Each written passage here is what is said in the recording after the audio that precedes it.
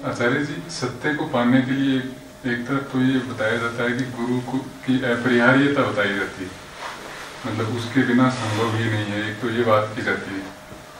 दूसरी तरफ महात्मा बुद्ध कहते हैं कि अपो दीपक भव, अपने दीपक स्वयं बनो। तो ये बात तुम महात्मा बुद्ध से क्यों सुन रहे हो? गुरु की तो जरूरत ही नहीं है। नहीं, इन दोनों बातों में अरे बात हटाओ ना, जब गुरु की जरूरत ही नहीं है तो महात्मा बुद्ध से कोई बात क्यों सुन रहे हो? नहीं, एक तरफ तो अपरिहार्यता बताई जाती है सर। तुम मेरी बात नहीं समझ पा रहे ना।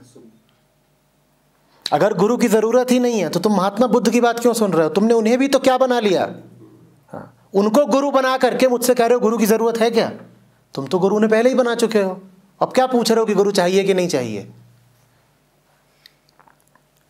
या ऐसा है कि बुद्ध कह गए हैं कि बस मेरी सुनो, किसी और की मत सुनो, मैं तुमको बताए देता हूं अपदीपो भाव, इसके बाद किसी और की मत सुनना। जब किसी की नहीं सुननी तो फिर उनकी भी नहीं सुनेंगे, लेकिन सुननी तो बेटा पड़ेगी किसी न किसी की। क्यों? क्योंकि अपनी सुन के तो तुम बहुत दुख पा रहे हो, अपनी सुन करके तो बहुत दुख पाया तुमने, तो सुननी तो पड़ेगी।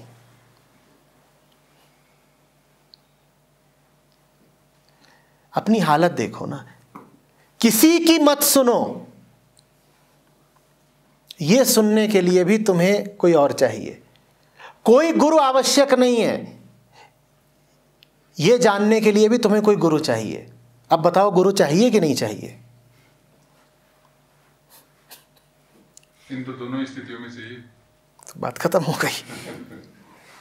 हाँ, इससे एक बात पता चलती है कि असली गुरु वो है जो धीरे धीरे तुमको गुरु की आवश्यकता से मुक्त कर दे, एक स्टेज के बाद जो गुरुता तुम्हारे ही भीतर प्रकाशित कर दे, और फिर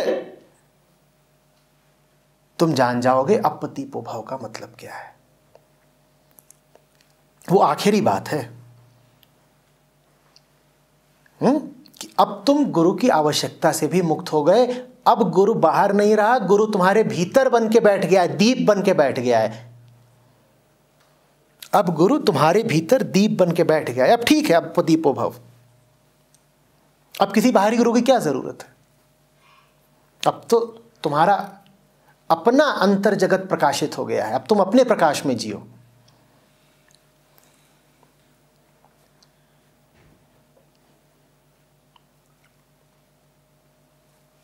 ये आखिरी शब्द हैं जो किसी शिष्य से कहे जाने चाहिए, भूलना नहीं। जब पूरी साधना, पूरी दीक्षा हो जाए और जब शिष्य की विदाई का समय आए, मात्र तब गुरु को कहना चाहिए अपदीपो भाव, और मात्र तब शिष्य के कान में शब्द पड़ने चाहिए अपदीपो भाव कि अब जाओ, अब तुम्हारी साधना पूरी हुई, अब तुम अपने दीप, अपने प्रकाश स्वयं हो। ये याद रखना कौन से शब्द होंगे? आखिरी। अगर साधना के आरंभ में ही या साधना के मध्य में तुमने ये सुन लिया अपदीपो भाव, तो तुम कहीं के नहीं रहोगे।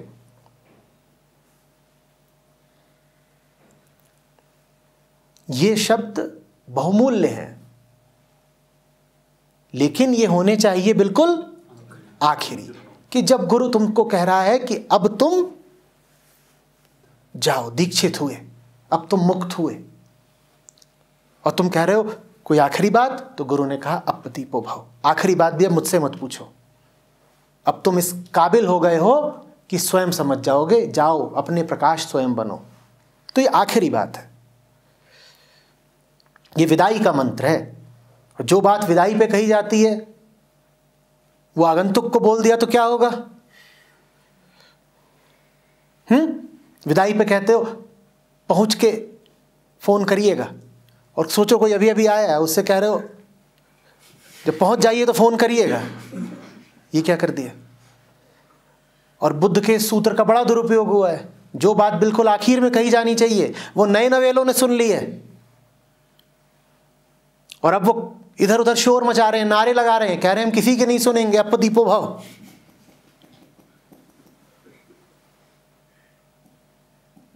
एक पूरा समुदाय चल रहा है जो यही कर रहा है, अपदीपो भाव। और जो जितना अहंकारी होता है वो उतना नारा लगाता है अपदीपो भाव। वो ये भूल ही जाता है कि अपदीपो भाव बहुमूल्य वक्तव्य है, लेकिन आखिरी है। उससे पहले बड़ी साधना करनी पड़ती है। नारेबाज अहंकारी साधना तो करते नहीं, बस इतना कहना शुरू कर देते हैं कोई गुरु नहीं चाहिए, कोई गुरु नहीं चाहिए। और क्यों नहीं चाहिए कोई गुरु? क्योंकि गुरु मिलेगा तो साधना करवाएगा, गुरु मिलेगा तो अहंकार को तोड़ेगा, तो इसलिए गुरु नहीं चाहिए।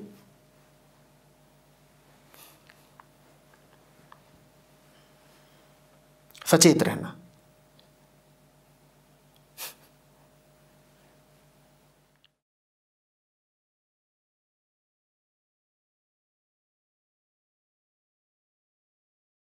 क्यों अपने लिए एक फसाद और खड़ा करते हो?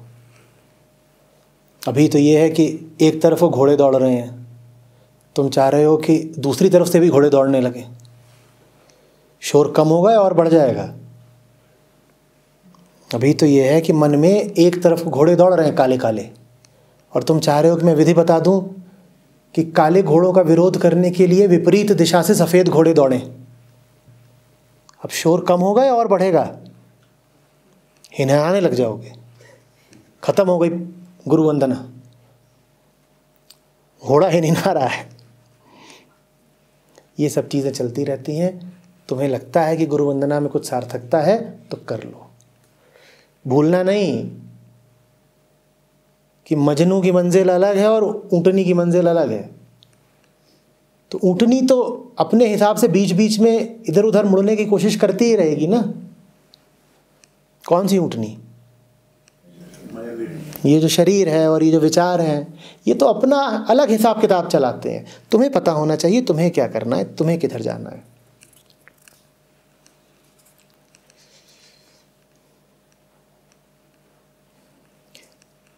अरे तुम गुरु वंदना करते हो, मुझे भी यही सब होता है।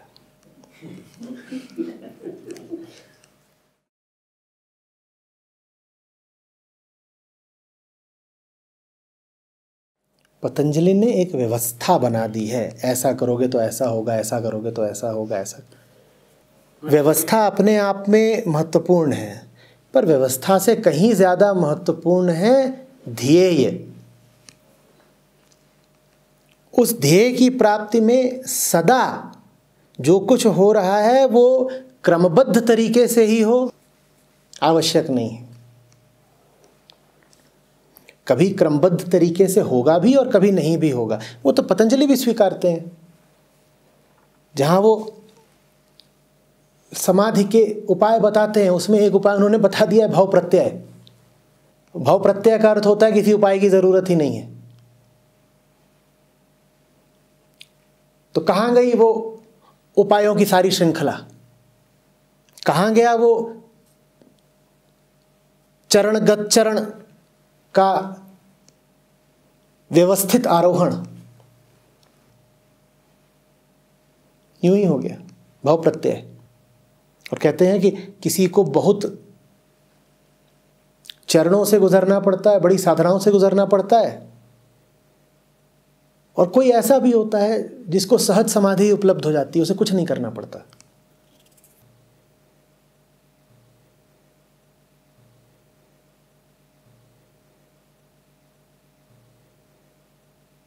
तो ये पहले आएगा, वो पहले आएगा, इस बारे में आपको कुछ निर्देश तो दिए जा सकते हैं, पर 100% आश्वस्ति के साथ ये नहीं कहा जा सकता कि पहले ये होगा कि पहले वो होगा।